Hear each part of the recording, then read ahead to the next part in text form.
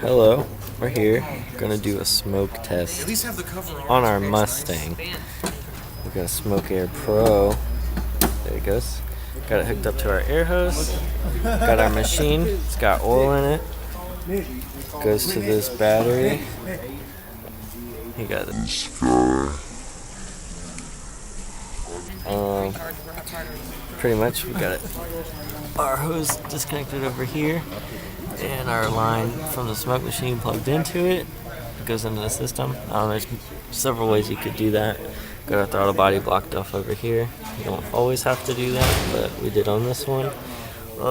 Just gonna pretty much see if we got any air leaks, vacuum leaks, valve cover gaskets, anything like that. You come over here. You can change the flow rate on here.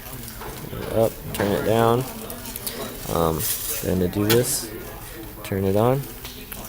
We've got it all the way up. And wait. Just wait for smoke to start coming out. Look all over everywhere. Vacuum lines, gasket surfaces, anything like that.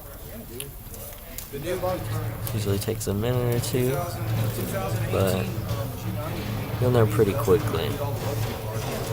And that's how you perform a smoke test.